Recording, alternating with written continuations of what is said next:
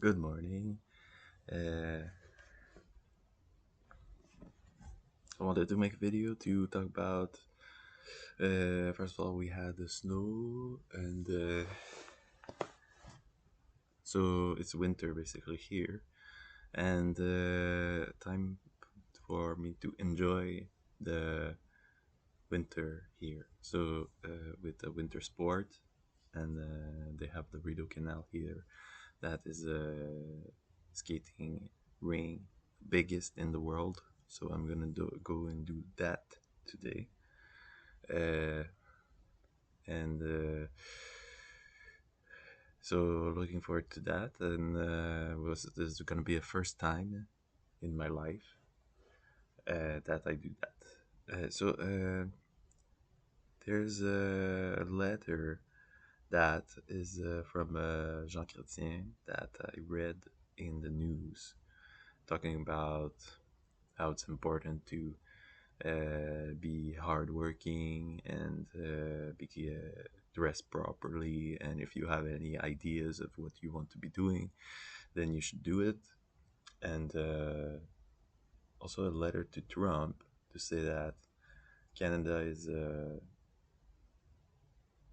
they made tremendous sacrifice to have a sovereignty of Canada, and uh, we are proud. We are proud people and all that. And we are not going to back down and submit to unfair treatment because they're talking about tariff for the exports, and so basically the Americans could should have they have 25% more that they're going to pay if they're buying from Canada. So that's gonna make it very less. It's gonna go.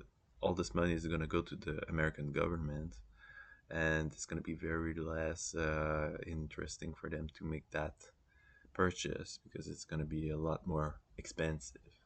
So that's what I understand of it, and so that would mean that if there is those tariffs, that a lot of the exports are going to be not exported anymore. That means that a lot of the big companies in Canada are going to be stopped from work. It's going to be a lot of people off the job. And so supposedly this is going to be a very big deal for the economy. And so they're trying to find a politician that's going to be able to manage this situation and all that. Personally, this is such a topic that is very far from my expertise. I don't know anything about that, especially growing up a Jehovah's Witness. I never even knew anything about politics because it was one of those things that was forbidden. So I don't know anything about that. I know about art, about construction. I know about French language. I know about many different things, healthy lifestyle. The cities in Canada, the big cities like Montreal, Toronto, Ottawa, and so I know a lot of things, but for politics, I don't know anything. So, but I'm learning. I'm learning. Personally, I don't want to be a politician. I decided to be an artist, and I'm proud of the work that I've done over the years. I have a lot of tools that, and including the mindset of consistency and perseverance. So I'm proud. I'm happy about the people that I met, as also that were there for me when I needed it. Grateful to have met all these people and things that they taught me, things that I remember from that.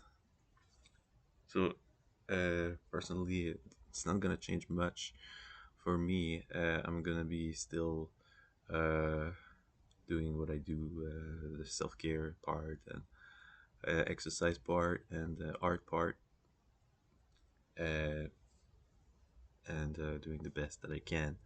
Uh, I do think that I don't know if I'm that hardworking, but I don't think that being so hardworking is so important. I think because when I was in construction, I was doing all those terrible jobs.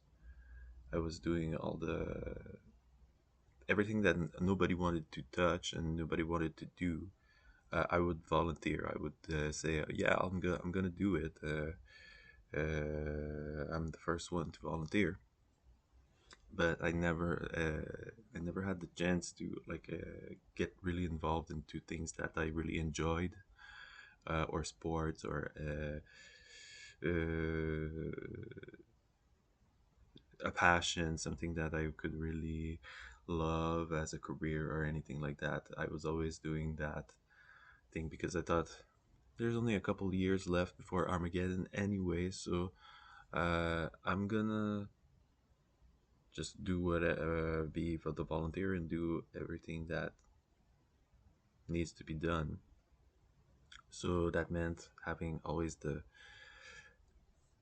bad job and the hard job, and always working really long shifts, long hours, and there's no benefit to that because uh, right after I've done 7 years of that, of really hard work, I became homeless just 1 year later. So uh, I received in the mail that I was in debt. So I didn't even make any money out of it. And instantly became homeless after all this hard work, years of hard work. So, and the jobs that I hated. So I learned my lesson there that it's not worth working hard on those things. I much prefer if I'm not gonna be paid well, if I'm not gonna be treated just in a fair way, I would prefer to do something that I love. So that's where I thought I need to find a passion and follow that and make it my career. My interest, my career, my passion goes hand in hand. So that's why I decided that I'm going to do these personality tests, and then I realized that I'm a creative person. That's not something that I was encouraged to pursue. Uh, so I thought maybe I can make a career out of it. So that's where I decided to become an artist. That was when I was 23 years old. And since then, I've been involved in so many different projects and with so many different people in different places, as well as a lot of breakthroughs in personal practices in different mediums. Not necessarily, not necessarily. I wasn't necessarily paid for those things. I don't necessarily get credit for those things. Then don't get love for those things. Uh, but I am proud of having done them. As for the future, I would want to. I said it before, but wanted to become a busker, and but I'm gonna try to do it with a little less money and uh,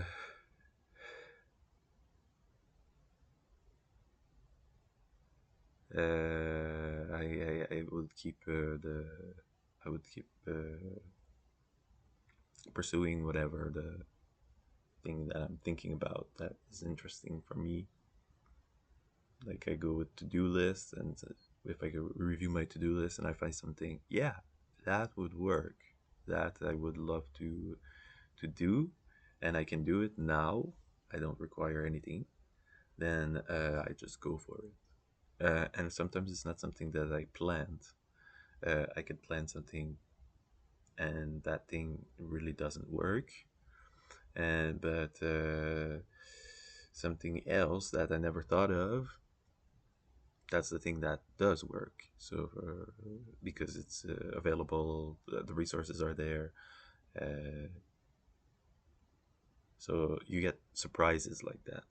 So it's like Forrest Gump says that life is like a box of chocolate. You don't know what to expect, because you make plans and things don't turn out like that. But other things that you never thought you could do, those are the things that work. So I'm not like too desperate to hold on to something that doesn't work. So that's the flexibility part. That if something doesn't work and you keep trying to make it work and it just doesn't, and you try something else. Like that's Tiesto that was saying, if nothing goes right, you go left. So if it just doesn't work, then it's just reasonable to change your mind and do something that does. So, and even if it's not what you planned and it's not what you thought that's gonna happen. So, and as for Trump, I'm still a Trump supporter. I thought this guy's saying what is on his mind. He's not trying to trick anybody. Uh, he's well, is he trying to trick anybody? That's the thing about the backstabber thing. Who's the backstabber? And maybe there's no backstabber. So I think this year I would don't want any enemies. And I've done those protests and I've done those activist work before. I don't want to do that again. So I'm not gonna be protesting or uh, anything like that. I don't want any enemies. So that's my. I'm not a. I'm not a. I'm a true and honest person, and I would not deceive anybody. So I'm not portraying myself like differently that I am. So there, that's my message for now. I don't know if there's anybody gonna that's gonna listen to this. I don't know if I need anybody to be listening to this. Maybe I could just say it to my robot if it's I know the new technology with artificial intelligence. They have conversations with non-humans, the conversations with robots, and maybe that's okay. And a robot could be your therapist, or it could be comforting to you and have a conversation with you. And maybe that's all you need. You don't need a human interaction. You need just a robot interaction. I don't know. So okay, I'm gonna leave it at that. Thank you. Bye.